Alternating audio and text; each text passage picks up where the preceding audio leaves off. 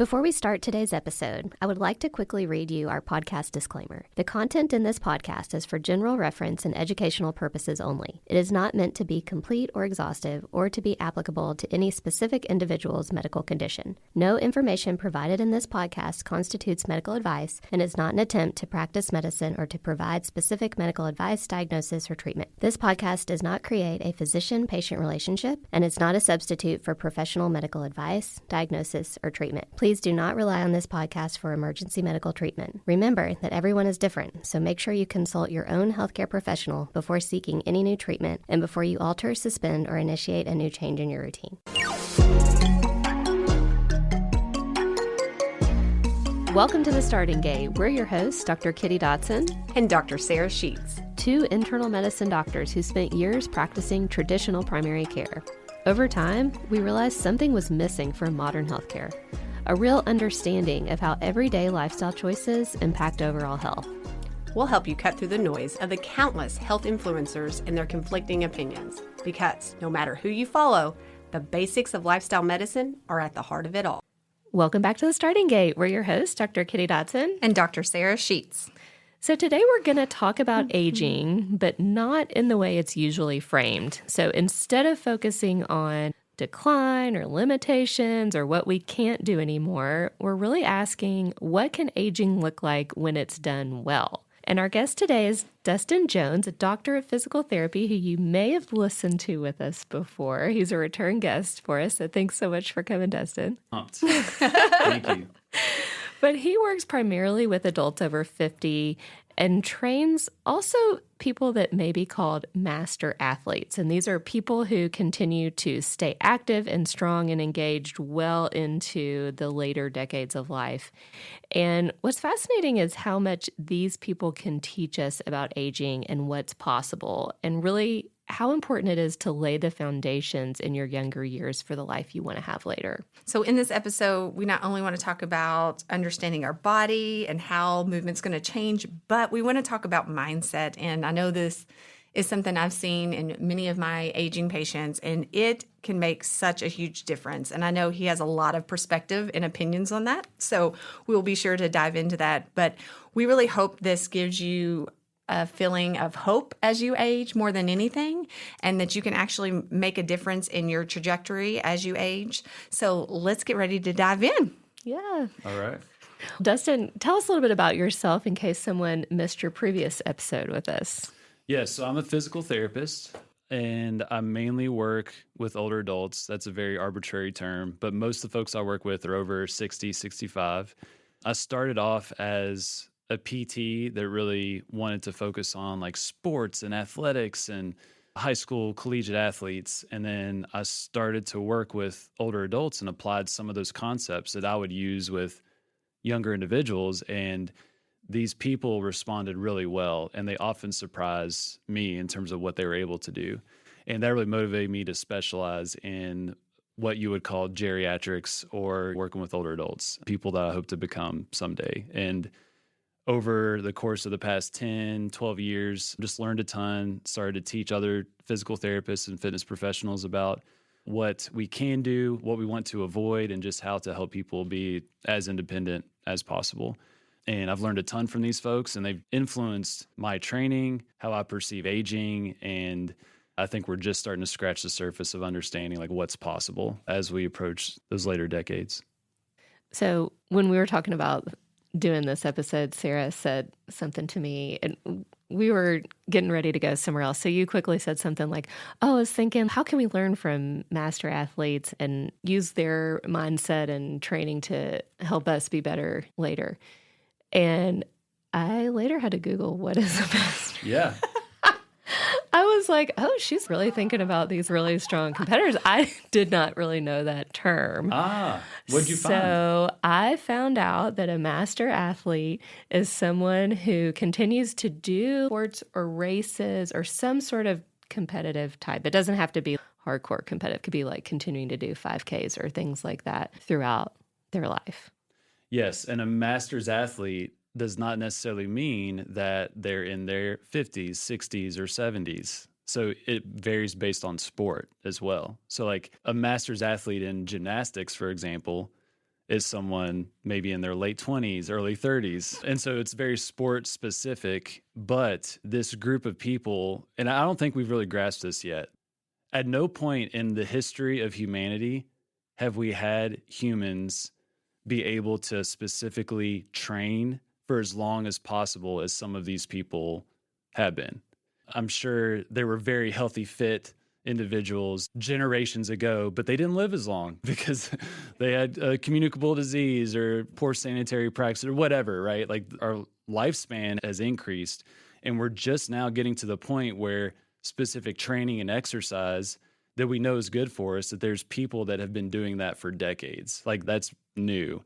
And so we're seeing that this group that continues to compete, what we perceive to be our potential, every competition, every national senior games, what we think to be the fastest or the best that we can be as humans just continues to get absolutely obliterated and changed.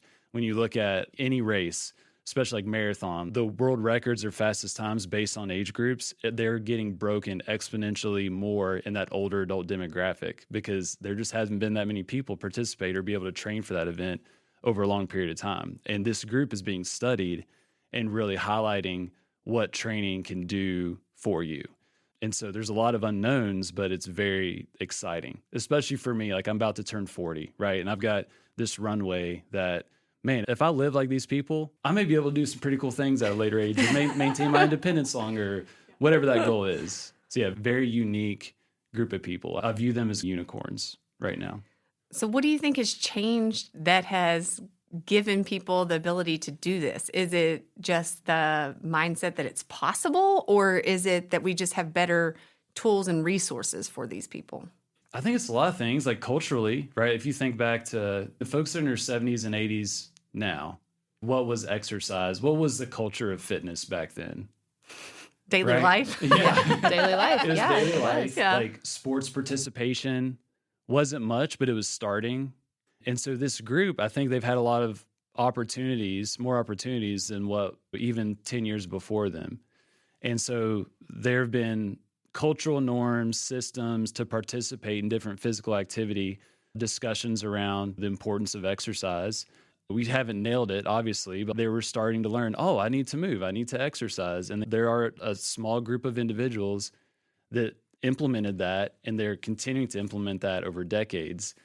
And those people are shattering a lot of norms, especially like around females as well. So many of the folks I work with, the women, I mean, they share with me what it was like to be a female growing up and all the limitations to participate in sport, which there are still limitations. But even so, back then, like I've had so many people that love to play basketball and they only had half court basketball when they were growing up, but the boys had full court, right? Just like that stigma to where women weren't participating as much. We're just now on the brink of folks that when those changes were happening, they were in their like 20s, 30s. There's a small group that hopped in, they stayed consistent, and now they're in their 60s, 70s, 80s, and they're obliterating records, rewriting the norms, which makes me excited for someone that grew up in sports. It was normal for me to exercise. Culturally, it is normal. Not more people need to do it, but I've got such a long runway to train that what I hope to be able to do at that later age excites me. Lots of people played sports when they're young. Are you picking up on anything that seems to drive these people to keep doing it? Most people stop at some point in their life. Yeah, so I've had the opportunity to spend a good bit of time in the master's athlete or senior athlete space at the state level here in Kentucky and then at the national level. So the national senior games will rotate around every couple of years and it brings in tens of thousands of athletes and family members, and it's quite the event. And motivations are very different, right? There's some folks that are very competitive and they want to win. We have folks that are really competitive with themselves and just want to put in the effort and do as best as they can. But honestly, what the most consistent theme I saw was the social aspect. When a group of people, this demographic, has somewhat limited opportunities to connect with people in a meaningful manner. I think the pandemic really challenged everybody, but definitely that group, that social connection is really enticing, that they don't have a lot of opportunities to gather with a lot of people in their peer group. And this is one avenue. And like even at the national senior games level, which you hear that and you think, oh, these people are super hardcore and that's all they do is train. And that's not the case. There's so many very casual recreational athletes there that were there just to hang out and have fun. So it's a very different like stigma than what you would associate with the national senior game. Yeah. So yeah, short answer, the social connection, I think, is a huge driver for these folks. Another thing that I feel like I experienced a lot in primary care or just even today in my practice is many people could have been athletes when they were younger, but they had injuries. Like they were in different types of sports, had a knee injury here, shoulder injury there. And because of those injuries, just gave up. So what is it about those people? I guarantee that you don't make it till 80 and never had an injury in sports. Mm-hmm. What is a common theme that you see from some of these athletes that kept them going, even though that they had injuries along the way? A big theme is their mindset. So a lot of these folks have pretty high, what we call self-efficacy. They are very confident in their ability to put forth effort and achieve a certain goal. And so they will view the injury not as this huge obstacle, but just like a bump in the road. Okay, I've got some pain here. I can work around it. I can do the rehab. I can do the work to continue to participate. With that being said, there are a lot of folks that they have that self-efficacy. They do a lot of work. They do the PT, they do the rehab, and they continue to participate, that they also will transition. So if there is an activity or an event that is a pretty high demand to where they can't participate in that anymore, there's a lot of folks that will switch sports or do a different type of event within track and field, for example. And so they're very open-handed about that. Tennis players that may say, hey, I can't travel that much distance on a court. I may try pickleball, for example. I don't want to offend any pickleball athletes with that. I love pickleball. So yeah, I'd say they put the work in and they're very confident that they're going to put the work in and get results. And they're also open-handed about the sport that they do. It's more about connecting with folks and doing something active. And I've seen a lot of folks switch sports or change the distance or whatever it may be with what they did when they were younger. Is there something specific about the competition? Is there any difference in someone that's continuing to do competitive sports versus someone that just joins a recreational league or group that goes and does stuff? Yeah, good question. From the evidence, I don't know. I don't think that's been studied really well just because the sample size is so small from competitive and then like recreational in terms of participation. What I've seen, the fruit of competition, though, and I think if anyone's played a sport, like you felt this, the stakes are higher, accountability is higher, pressure's a little higher, and effort usually goes up, consistency goes up, results may go up as well in terms of the benefits of that. Both are great, but I think when you bump up the stakes a little bit in competition, it changes things for sure. But I don't want to discourage recreational participation in anything. I know not everyone wants to compete, but one of the fruits of competing is you're probably going to try a little harder than if you were just doing it recreationally. And when you look at the physical and mental benefits, they're pretty profound when you try real hard at something. Yeah, I know that with running. Like when when training for a race versus just running casually, it's totally different. And even doing something solo versus with a group, we see that at our gym when there's a group class. People will do things at a harder level, higher level, more consistently than if they were to do it by themselves in their home. So I think there's an element of that as well. I could definitely see it. I know at that age, if I looked across and I was like, oh my gosh, they're 10 years older than me. I can do this. Yeah, it happens all the time. And you're just like, okay. And then you push yourself harder because you're just like, I'm not going to fail at this. Yeah. What physical qualities, like thinking about strength or mobility or endurance, do you think really matters for maintaining physical activity as you age? Great question. So I think this will be a good time to bring up some really interesting research around this group of people. There's a woman, Becca Georgery. So she is a physical therapist, and she's been going to the National Senior Games for the past 14, 16 years. And she developed a screen called the SAFE. senior athlete fitness exam. And all the National Senior Games athletes will go through this SAFE. So it's a screen where you're doing like grip strength and blood pressure readings and gait speed and how well you get out of a chair and all kinds of different outcome measures that we like to use, and you all as well as physicians, to see how someone's doing. So she's collected tens of thousands of data points on these different outcome measures. And she's published a lot of really interesting research articles that breaks down what sport may actually be more advantageous to aging and what's important as we age, right, in terms of independence. And so what she is showing, by and large, is if you are participating in a sport, you are going to likely be very healthy compared to folks that are not, regardless of the sport. So it is helpful to be active and participate. So compared to your peers that are not regularly participating in an activity like that, you're probably going to have better outcomes, more independence, longer independence as well.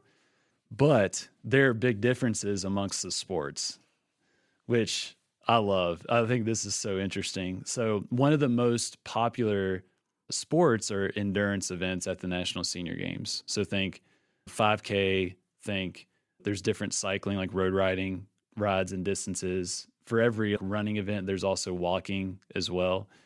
Swimming too, so a lot of longer swim events. So anything like real long endurance-based event, those people are obviously going to have very healthy heart, lungs. Their cardiovascular health is amazing. Their balance is terrible. That's fascinating. Better than the norm, but it's not great. They're not necessarily strong, and they don't have a lot of ability to produce power or force quickly compared to some other athletes I'm about to mention. They're still better off than folks that are not participating. So I want that to be like the clear thing. If you're doing something, that's amazing.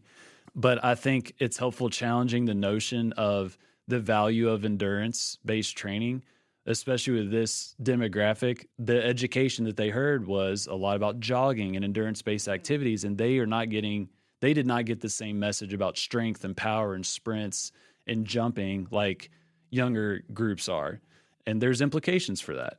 And so the endurance space, that's what they're seeing. And then the sports that require jumping or quick movements and having to react, like pickleball is one of them. Basketball is another one. Volleyball, the sprints, like the short distances with track and field, 50 meter, 100 meter, for example. Those folks don't have as great of cardiovascular health as the endurance runners, but they're right behind them. But they are strong and they're able to use their strength quickly, and they have good balance as well. And they are seemingly better all around from the performance standpoint in the metrics that we really look at for people to be as independent as long as possible. So for me, it's influenced my training because I'm an endurance junkie. Like I love ultra runs. I'm going to do the Redbud road ride here with Thad Salmon here in about a month. I love endurance-based stuff, but for me, that data shows, all right, I need to get as strong as possible. I need to use that strength quickly and do different power activities. I need to do some things where I'm using my agility and shifting weight, like pickleball is great. That's really influenced a lot of my training. So that research is fascinating and showing, what we may want to train to really achieve the results we want later in our life. Yeah, that's what we had a cardiologist on here recently was talking about. Racket sports specifically are being found to be like the longevity sports in tennis and that. So we're getting a lot of different data points for that. Yeah. And I tend to think of the endurance sports are your stress release, like that becomes a part of your life because it serves you like from a mental health standpoint too. Yeah. I don't know, because I have not been a sports player. I don't know if playing basketball or volleyball or something like that gives you that same release and stress reduction and things as some of the endurance sports tend to do. I think it's very subjective. For me, it does not. There's nothing I found that can create some of the mental clarity, and I don't even know how to explain it, as like an ultra marathon. It's addicting and I love it. And it's great. Like, I don't want people to question their cycling or running habit, but I think people should not expect that to check all the boxes for what they want to be as they age. That if I am an avid cyclist, you better be strength training, hammering hills is not necessarily going to do it. But you also need to use that strength while you're on your feet and reacting to things and working on your balance, or swimming as well. I think we'll need to supplement that training if you find a lot of joy in swimming, running, cycling. Yeah, we've seen that a lot with osteoporosis research. That's not enough for especially our bone health as we age. 100%. What would you tell someone that likes to walk or run regularly that has never done a lot of strength training in the past? Is there just a recommendation of where to start? I would go about that conversation first to say, keep doing what you're doing, because that's really good that they're walking and they have a habit, which is the hardest thing to get people moving. From the strength standpoint, if they do have someone that is close that they could work with, I think that is helpful. But honestly, I would be very intentional to let people know that it is safe and okay for you to lift heavy things and to not overcomplicate it. There's a lot of fear around strength training and barbells and kettlebells and all that type of stuff. These are very approachable movements that these folks are already doing every day. The only thing that we're advocating for is that they do those movements, but with a lot of weight. And that's safe and that's okay. And so just some of those heavy hitter movements of using some heavy load, if you have that. If you have the fitness equipment, great. If you don't, what about a laundry basket and throw some household items in there to make it relatively healthy? Picking it up from the ground, or we'd call that a deadlift, which I don't love that name, but the life lift maybe better. Deadlifts are great. Squats, lunges are awesome. Push-ups are great. Just getting some upper body, lower body. There's all kinds of methodologies and thoughts, and it's very easy to overcomplicate it. But I would say start doing a handful of those movements to where it feels heavy. It feels heavy. And then we could go into set and rep ranges and all that type of stuff, but I definitely don't want to overcomplicate that with individuals. And if they do have hesitation, reach out to a professional. I don't want them to start there per se, because I think we do enough of increasing fear of movement and making people very dependent on our advice, when the reality is like it's a very safe thing to do that they always don't need a professional opinion to pick up a weight. I know there are many people that are hearing this and they're like, I missed my boat. I missed my window. You're talking about these people that have stayed athletes for their entire life. What do you say to these 50, 60-year-old people as you meet them and they're just like, I feel like I can't do this? Yeah, so at the National Senior Games, you'll see folks that have been training for decades. They've never stopped and they're breaking records. You probably see more folks that have picked up a sport in their 60s, 70s, and 80s that are starting to participate. So it's cliche, but it is not too late. And I would tell that person that if you have not been doing these things, like training regularly or participating in a sport, you are going to see more change and more progress than any other person. And that's what got me addicted to working with this demographic, that if they haven't been strength training, haven't been doing a lot of things or participating in a sport, this is their baseline. And then they start to do these things, their body adapts and responds very quickly and pretty profoundly. I always think about early on in my career, I would work with a lot of runners, and you would work so hard and they would train so hard to maybe get 1% to 2% better for their mile time or marathon time or whatever. And then I started working with Betty, who was sick in the hospital, that came home from the hospital. And with some of these outcome measures I mentioned before, we would see 50, 60% improvement in those within a matter of weeks. And so if anyone is going to pick something up or train, it's the person that has not been doing it, because you're going to get the most relative benefit than any other person. And it's been amazing to see. The most impactful I've seen was I had someone at a part of our gym, Carolyn. Carolyn has osteoporosis. At the time, she was 87 years old, just lost her husband, was struggling to stay independent in her home. She started working with us and she wanted to improve her strength and do something about her osteoporosis. And she started training. And within about a year, I was telling Carolyn, you used to run and you said you had a lot of joy from that. Do you want to start running again? And she looked at me like, are you crazy? like I'm 88, 89. You want me to start running? And I'm like, if you want to, you can. And I was familiar with a lot of the times at the National Senior Games and age groups. I was like, Carolyn, if you start running and if you can walk and run a 5K, 3.1 miles, I think you could be the fastest person in your age group at the National Senior Games. And she thought I was absolutely crazy. And so we started training. She had about 5 or 6 months to prepare for this. And she goes to Pittsburgh and gets 3rd place in the 5K at the National Senior Games. And she literally started running maybe 12 months before that. And if you were to size anyone up and think they shouldn't be doing this stuff, it's Carolyn. And she would say this herself. And so I always think about her because I have so many folks that are healthier, better in shape. They've got a lot more years left than Carolyn, that when they see Carolyn, you're going to say, oh, she can do it. I can do it. And not say 3rd place is the goal, right? But you are a very adaptable human. And if you expose yourself to this type of stuff, you're going to see some pretty amazing results. I feel like a lot of people probably wouldn't even know where to start to get involved in a sport once they're in their 50s, 60s, 70s. Where do you even go? Yeah, so every state is going to have an organization that will be a feeder into the National Senior Games. They will either be the state senior games, so the Kentucky Senior Games, or it'll be called the Senior Olympics. And I think those are really great organizations to get in touch with because they know of all the groups across the state that are working out together, that are participating, competing in all the different sports.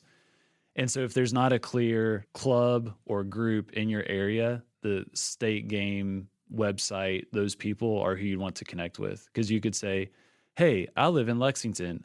I used to run a ton, and I'd really like to get more involved in that. And I'd love to maybe walk or run the mile or the 5K at the Kentucky Senior Games. Who could help me? They're instantly going to know. Oh, you need to reach out to Frank. He has a run club, walk run club. He could help you out. Just they're very well connected. So I would say the state senior games is a good place to start. Something I feel really guilty I've never known about. Me neither. Yeah, me neither. It's a super fun event. Yeah, no, Super fun. I love this. So what are some of the things that we can also learn from these individuals, helping them stay healthy? Because I would say in my mind, many times people think if I keep doing these hard things on my body, I'm going to make my arthritis worse, or I'm going to, if I have back pain, like I just got to give up lifting heavy because I've had 2 back surgeries, or you name it, right? Things add up over your lifetime. What is it we can do to help people work through that? Honestly, I think a lot of that stems from the continued decline, if you will, or avoidance of, oh, my back hurts, I'm not going to do this, or I'm going to stop doing this, or I'm going to lower my participation in this activity. Let's say if I am very strong, very fit, my tissues are strong, my bones are strong. When I go to do different activities or exercise, the relative demand of that is going to be minimal. Like I'm going to be able to handle it because I've got a lot of margin, if you will, or reserve. It's not going to be as big of a deal. If I'm not as strong, my tissues are a little weaker, my bones are weaker, I've not been doing these things regularly, and I go to play the game or do whatever activity, it may be more of a relative demand, meaning it's going to be tougher on me. And so the key is that when you have the ache or pain is that you don't view that as a reason to stop, but a reason to make yourself more resilient. And you want to do that by training around that issue. So most people are going to say, oh, I'm done. I need a rest day. You don't need a rest day per se. Maybe we continue to be active and do another workout the next day, but give that area a break if it's back pain or knee pain or whatever. So it's a lot of adapting and working around issues or limitations. And that's my job. That is all I do with folks is we're building their resilience. We're getting them stronger. They may have a flare-up, which is going to happen. It's completely normal for all of us. But that's not a reason to completely stop something. It's okay, if my knee is hurting, maybe I don't do that particular squat variation tomorrow. I'm going to sub that out for something that's not going to flare my knee up as much so I can continue to work out and continue to train. So those individuals that didn't stop but worked around those limitations are the ones that continue to build up their ability, and the sport or whatever becomes less and less of a demand, which obviously is complicated in case by case. But I think that's where a helpful professional can help guide you and give you options to where you don't have to stop. You can continue making progress, but you just adapt and work around some type of limitation or flare up. Yeah, and I love what you mentioned. You see so many times these athletes, they may have just switched sports in general. Exactly. But they found a way to stay active through whatever limitations they may have been given. That's where, like, if I'm a consumer, if I'm a patient or someone listening to this and I want to join a gym, for example, if the gym cannot accommodate and work with you on the fly and be able to provide options, if it's a personal training session or a class, that is not going to be a great situation for you. You need to have a very adaptable program that is able to adjust based on how you're feeling that day or that week, for example. So that's a huge variable that I find with a lot of folks in terms of them being successful in a fitness routine. I think this is interesting because for me, I like to exercise just for exercise, but there are a lot of people, I feel like especially men, that don't like to exercise, but they may like a sport, or they liked a sport for many years of their life and then they stopped playing, and they don't like to exercise, but they'll say, I still like to be active in something that's doing something. So they may like to be active around the yard on the weekends or something like that, but they don't like to go to the gym and exercise.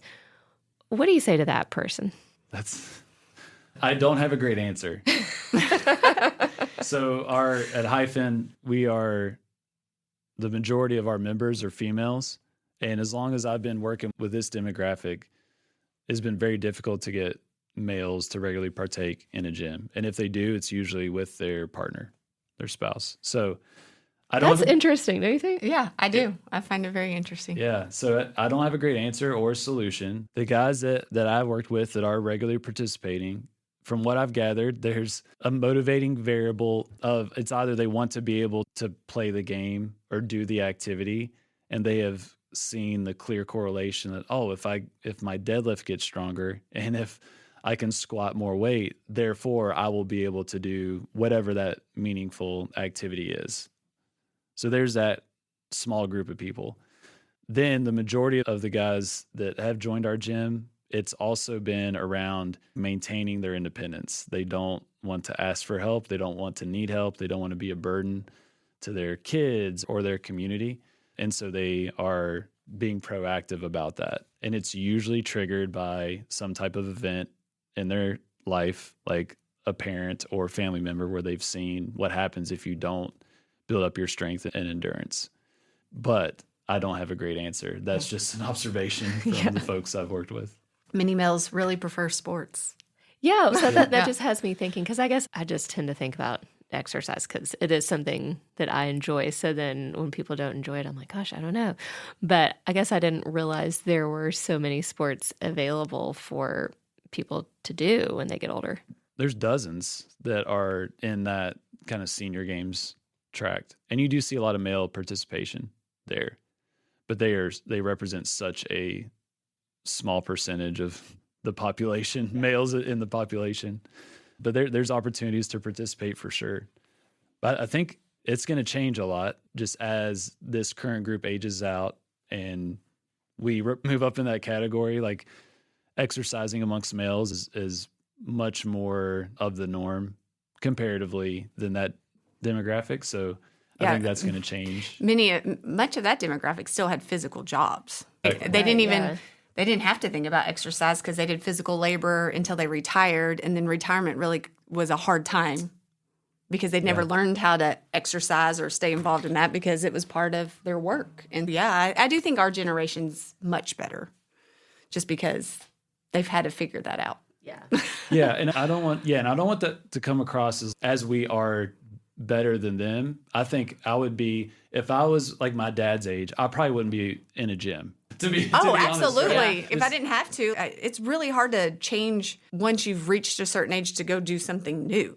Yes. Yeah. And for him, like there wasn't a lot of resources education, gyms available, or professionals that knew how to navigate a lot of those complications that I think I'm saying this from the perspective of a 39-year-old, like I'm benefiting tremendously from what a lot of people ahead of us have gone through and learned the hard way or experienced difficulty. And now we have solutions to a lot of their suffering, which makes me sad, but also motivates me to continue to grow that for people. So what would you say to a listener that's maybe around 40, has kids, has a job, and not a lot of extra free time, and we're sitting here saying you need to be doing sports, being active? What would you say to them as far as why it's important to make some time for this and how to make some time for this? Yeah. I want your all's take on this too, because this is this is your jam.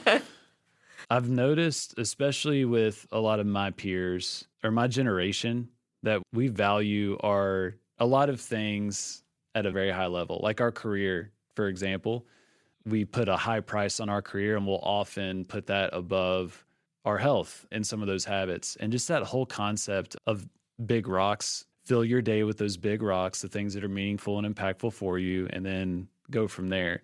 And I don't think we value exercise to the extent that it actually serves us. For me, it has elevated so much as I learn more about these masters athletes and what they're able to accomplish, and to see, oh my gosh, if I continue this, I'm going to be able to get these results. But it is a big rock. It is like brushing your teeth, and it needs to have that type of priority. And so I definitely try and sell that. It's not this like vanity seeking thing or whatever. Like we're talking about your independence and your livelihood that you're investing in right now. So I try and elevate the level of it, but then I also simultaneously try and lower the barrier that I feel, and I feel this, I don't know about y'all, but so many people feel like they have to work out every single day for 60 minutes for it to be worth anything. And so for someone that's not used to this, just that concept of movement snacks, of getting in intentional movement, maybe at a higher intensity, and building that habit. If someone has a minute, do a minute of burpees, like some activity. But if you do a minute of burpees, oh my gosh. And it's 60 seconds, right? And just, I don't think we need to overcomplicate it, but make it very approachable. And so that concept of movement snacks. So some like really bang for your buck movement. I love burpees. I think it's really practical, and just do it for a short period of time, get in a daily rhythm, put a high price on that, be consistent with it, and then grow it from there. I hate to see people put out this standard. You need to be working out 60 minutes a day for 5 days a week and trying to pitch that to someone. BS. Yeah, that's never exercised in their life. Yeah. What a huge jump for that person. Like, be real here. Yeah, those are the two things for me. Yeah, I think a couple things. I like to separate the relationship of exercise with weight loss or exercise with how we look, because a lot of times it takes a long time to see those benefits versus the other amazing things that exercise can do in our life, because it helps people stick with it. So that is one that I really value a lot, like how it helps with our mental health, our concentration, our ability to perform, our metabolic health, like all these different things, just because that's so many people just have it connected to only those two things. And that's really hard to have continued motivation for on a regular basis. And then I love the idea of smaller amount of exercise. That is something that I had to have a period of time of transition, going from my college life and grad school life where I had more time to exercise, and I exercised longer, 60 minutes, whatever, ran longer distances at that point. Went through medical school and residency, and then I didn't do anything because I was like, I didn't have an hour here or there or whatever. And I look back, and how I got back into it was learning to accept 15, 20 minutes is acceptable, and it's still amazing. And that is what helped me build consistency. So some of the things that you mentioned is what I personally had to do in order to bring it back into my life and make it a routine habit. And then another thing that I always like to provide to patients is actually snacks can happen whenever, but taking time and actually putting exercise as an appointment with yourself on your calendar. Because when you have a busy career and family, etc., somebody's going to take your time. Somebody's going to take that calendar space. I guarantee it. So you might as well book it on your calendar, and you will have a way higher chance of actually completing it versus I'm going to see if it happens today. Man, that's so true. So exercise should be an appointment with yourself. And then if it doesn't work, that's a lot of times when you can use these snacks. Be like, okay, those 20 minutes, traffic was too long. I don't have those 20 minutes, but I'm going to do some push-ups, or I'm going to do a wall sit and some burpees, and I'm going to call it a day, and I'll go on to the next day. That's some of my little tidbits. What about you, Kitty? Yeah. I know you have your own. I love little snacks of exercise. That was what got me back into being active again, because I really couldn't see myself committing that much time to it. And then I started noticing, I think really paying attention is helpful. I love Hybrid Springs water, and I don't know if anyone else here does, but I think it's the best water in the world. And those bottles are very heavy. We have a water dispenser. Is this a paid advertisement? I don't know where that was going. But they're very heavy, and I wasn't able to really change the water myself easily and bring that water in. And it's something you don't really like pay that much attention to, but it was annoying to have to say to my husband, can you change the water? Oh, yeah. Yeah. And then since I have been doing a lot more weights in the last 2 years, the other day I brought in all our water bottles. Actually brought in all my parents' water bottles. They also love Hybrid Springs. You are starting to sound like a commercial for real now. Starting date for 15% off your next order. But there is no way I would have been able to pick up that many heavy bottles. And it just was a light bulb for me, because I have observed so many patients over the years be able to do what they want to do later in life and not. And those things to me are really important. I want to be able to continue to drink Hybrid Springs for the rest of my life. And I want to be 80 years old picking up that bottle of water without asking for help. Yes. And that is a big motivator for me, to see myself improve and be able to do something I couldn't do before. Yeah. That is a huge motivator for a lot of people I work with as well. And I think the sooner in life that we see that, the better off we're going to be. Yeah. Yeah. So pay attention. There's probably something you wish you could do, and you ask someone to help you do it. And maybe that's your goal of, I want to be able to do this by myself. Yeah. Or trips. Get a lot of folks that they want to take the trip to Italy or whatever. Yeah.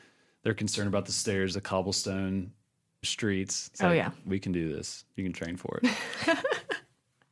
Actually, one more thing on that too is if you have a spouse or partner, if you can let them know that it's important to you, and if it's important to them, you can help them make time, and they can help you make time. So it definitely makes it easier if you're both, I don't know, you always feel like you're being pulled in a million different directions. And sometimes I feel selfish taking time to exercise for myself, even though I know I shouldn't feel that way.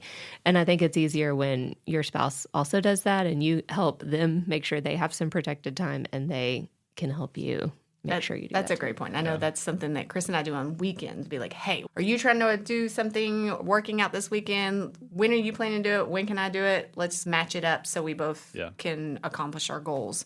And just talking about it up front. So we're talking about ourselves and how we can get ourselves to have this mindset. What do you really see in the people you've worked with that are masters athletes? What's in their mindset to keep them doing this? One is that concept of self-efficacy I mentioned. They're very confident that if they put in the work, they're going to get a certain result. That's key. And we see that in the literature around positive age stereotypes. Like folks that have a positive perception of aging, they usually have that high self-efficacy, and they're more active and they do the thing, right? Another key variable is they question authority, meaning that they've gone to a doctor or a physical therapist that may have took a picture of their hip or their knee or their back that said, oh my gosh, this is the worst bone-on-bone arthritis I've ever seen. You should not do X, Y, and Z. And they don't listen to them. Or they're like, I want to be able to participate in this basketball game or this track event or whatever. And they're like, I'm going to try and figure this out. And so they just feel like they can change. Like they have the opportunity to change their situation, and they question authority, and they're going to do what they can to achieve the goal that they want to achieve. And so these individuals are challenging, especially in the healthcare space, challenging a lot of preconceived notions of what's possible if you've had a knee replacement or a hip replacement, for example, or back surgery, because a lot of them are going against the medical advice that they received. And I don't want that to come across as don't listen to your doctor, which it probably did. That was not the goal. But I think especially around like orthopedic care and what return to function looks like, what people are actually able to do, there are a lot of well-meaning advice that can limit a lot of people. And these people really challenge a lot of those notions. Yeah.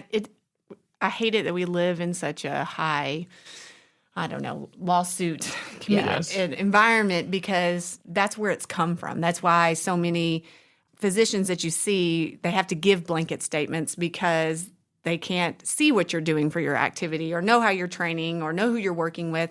So they just have to play it safe and say that. And I hate that. Like, I think that environment has caused this and has continued to make people not stay active just because they receive that piece of advice. Yeah. And I get that. And I would do the same thing. And I think we also haven't had the opportunity to study to see. Exactly. A great example are posterior hip precautions. So if you've had a hip replacement and you go in from the back, you have precautions after that surgery. You're not supposed to bend your hip past 90, not supposed to pivot on it or rotate, not supposed to cross your legs. And in the hopes of that we maintain that surgical site, that we don't have a dislocation or complications after surgery. And this is what you hear given to almost anyone that when that approach is from the backside or posterior side. And we're just not getting to the point of studying, A, do those precautions actually achieve the goal of reduced dislocations or complications? And then B, what are the long-term implications of this? Because what I see as a PT that works with these people for weeks and weeks, years afterwards, is that they have continued fear around moving that hip. And oftentimes those precautions are not explicitly discharged. Like, it can get lost in the mix. And so the effectiveness of posterior hip precautions ended up being a net negative on these folks because we've elevated the fear of movement. We've made them very scared to go back to what they were doing or to participate, and physical activity levels go down. And this is what I deal with, is like the damage of that fear. Yeah, just a lot of those things that we've assumed are going to be helpful may not be, and we're just now getting to the point of seeing that. So now you're seeing a lot of surgeons that are not as conservative with those precautions. That's not the norm per se, but I've seen a few that's transitioning to where they're not in giving such limiting advice and being very restrictive in their precautions. And those patients typically have a more positive perspective of their body, are more willing to engage in physical activity, and can have better outcomes long term. We're seeing this also. There's some really interesting research around sternal precautions, like after some type of cardiothoracic surgery, where usually you're not supposed to move your arms a certain way, you're not supposed to lift over 10, 15 pounds, that there's some new protocols that are not as restrictive and not as fear-inducing and not as limiting to these folks. And those individuals are having great outcomes as a result. So I think that whole world, and I'm not an ortho surgeon, so like I want to acknowledge I'm not like speaking from a very authoritative space. It's more from being familiar with some of the literature, but then also experiencing some of the repercussions of some harmful advice, well-meaning, but it ends up being harmful advice to some of these folks. Yeah, I love that they're studying it more, because I think they had seen that many times some of the precautions were just like made up and they just stuck. There wasn't actually studies that came up with the pounds that you couldn't lift or whatnot. They just did what seemed safe, and everybody just did it, and it got passed along. And now they're actually like, oh, we should study this and see the difference that it makes. Which that's progress, right? Yes. And I'm thankful that they made a precaution and did it. Now we're studying it. Like, it's just a part of the process of gaining truth. So I don't want to hate on those people per se, but I think we should definitely challenge those notions and say, hey, is this the best way? Can we learn from it? Yeah. Another pattern that I've seen in these folks is how they perceive challenges and like hard things, to where they don't avoid them. They lean into them. They see the value of what those hard things can result in terms of what they're able to handle. So when it comes to training, like they lean into the things that are really hard and challenging. And back to the self-efficacy, they know if I endure this, I'm going to have some type of benefit, or I'm going to be able to achieve a goal. And when you rinse and repeat that day in and day out in your life, it changes your whole perspective of what you can actually handle. And it just compounds. And so if someone perceives what used to be a very difficult or stressful situation, and they train themselves, and then they're exposed to that same situation, it's no big deal. It's not that much of a stressor. And that just has implications for so many decisions in their life, what they choose to do, what they choose not to do. I've seen folks that would join our gym that were afraid to move because they've had a surgery or an injury start to regain their independence. They're starting to trust their body. They're getting all these physical benefits. They're perceiving their daily life differently because the challenges become a little bit more manageable because they're training hard things on a regular basis, all the way to the point where they're like, you know what? I've always wanted to take that trip to Italy. I'm going to do it. I think I can handle that now. Like they just perceive obstacles very differently, and usually those obstacles become lower and lower. And that is very inspiring to me to see those folks, and to see folks that have changed that mindset in their 60s, 70s, 80s. And that just shows to me that you can teach an old dog new tricks. We can change. And yeah, I just look up to those people tremendously. Fear definitely makes you age quicker. Yeah. I'm not sure that is talked about enough. Yeah. That has so many implications Yeah.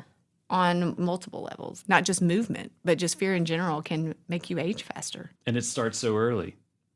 I've got a 7 and a 5-year-old. I'm new in the game of parenting, but just even the precautions that are given little kids, like be careful, be safe, and just, my son, like he does not have He the might need best that. awareness, right? Like he does need to be a little more careful in certain situations, but just that obsession with safety from a cultural standpoint, it can be beneficial, but it also can create a lot of fear and a lot of doubt, and folks that may not be willing to do certain things because they're so scared and concerned. That's a whole nother topic, but I think it's instilled at a very young age, and it just continues to compound over decades.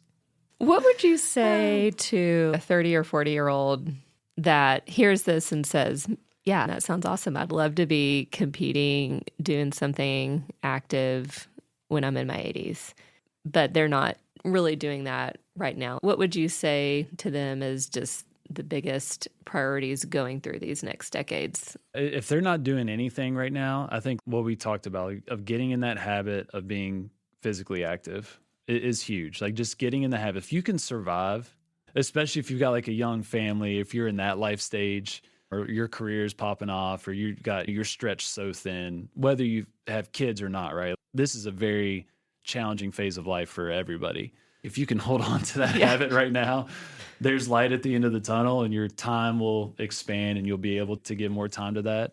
I think that's absolutely huge. But then also part of it's don't wait. If you want to be running in your 80s, sign up for that 5K. You don't even have to run it, just walk it. I'm sure you could walk it right now. Don't assume you're going to have the opportunity when you're 80 because you may not. And so I urge a lot of folks to do the thing now. Yeah, there's nothing more that I hate is seeing people work so hard to reach retirement and not be able to enjoy it. Like it just breaks my heart. It's so sad to see and has happened to so many folks. And are there any other resources out there for people that, let's say, aren't seniors yet, so 40s, 50s, early 60s, that do want to do more and be more active in sports or some other group activity? What other places would you recommend people look to find that camaraderie? Yeah. So for the senior games, 50 or 55 is the age limit. Okay. Which is young. It is. Yeah. Every year I get older, it seems. Right. And I know I'm not in my 50s, but I imagine in my 50s, I'm not going to identify as a senior athlete. So there's not a ton of folks in that age group, but you can. But I think the recreational opportunities are starting to grow a little bit. Pickleball has been huge, right? So looking up like recreational leagues, like YMCAs are also great hubs for that. Basketball, there's always some type of pickup game, and it usually teases out of like, all right, the 40, 50-year-olds are playing Wednesdays at 8:30 p.m. Pickleball leagues. Now there's 3 or 4 in Lexington of just like pickleball businesses. Yeah. So those types of communities, like whatever your sport is, just see if there's some type of community. But YMCA is usually a good spot for that as well. Marika's amazing spot if you're into volleyball, right? So there's these little hubs. Yeah. Hockey, like the ice center. Yeah, just like searching around, there's usually going to be some type of hub for that age group. That's been a big resurgence post-pandemic, is recreation athletics, to where it's coming back, which is pretty cool. Yes. Yeah. Why don't you tell our listeners about your gym that you currently work through? Yeah, so it's Hyphen, the gym for active aging. So we offer group classes, we offer physical therapy as well. And those two services for a lot of things we talked about, right? Like you're going to have an ache or pain as you get more active. It is normal for that to happen. And so if you need help, we're going to help you navigate that and continue to stay active and not be the stop sign, if you will, but more of the yellow light, where you proceed with caution, and we'll help you do that so you can get right back to doing what you're doing. So yeah, physical therapy, group classes. We're all physical therapists that have seen just a lot of suffering when people don't train or they let an injury stop them. And so this is our solution to hopefully help people age on their own terms. It's amazing. Yeah. We've learned a lot from you today. I think the big things I've taken away is that, one, I learned the definition of a master's. Yeah, we're masters athletes in certain sports. And then, of course, Harbor Springs water is good. But okay, really. I think any participation is good, and that's the main thing we want to get across. Any activity is good. Any participation is good, but do what you have to do to get through those years where you really don't have much to give, but also push yourself, and getting that competitive edge, whether that's a 5K or a organized sport, and looking into things like the senior games down the road will help you push a little bit farther and maybe make you reach some goals that you wouldn't have otherwise. And that community and having that social connection is important.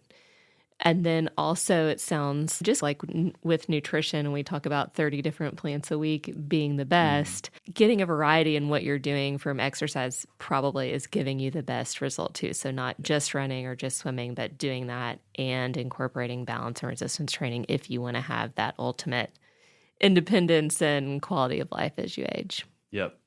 The only thing, and I would add that I haven't mentioned before, from the community standpoint, so folks that are like, man, I want to compete or participate in a sport or whatever, I can't emphasize enough how welcoming these people are. People may think, oh my gosh, these people are super hardcore, right? They're very intimidating. This is their life, just very extreme. And that's not the case. They are so happy and excited for people that are wanting to participate in their thing. And so don't let that intimidation stop you, that there's going to be people welcoming you with open arms. Yes, there are the hardcore people that take it very seriously, but they're not judging you for jumping in. They're applauding you and admiring. They want people to get off the sideline, if you will. And so very supportive, a group of folks, by and large, across all the different sports that I've seen. That's awesome. It is. Yeah, I think that's a great way to end the show. We hope that you get off the sideline today and enjoy your day. And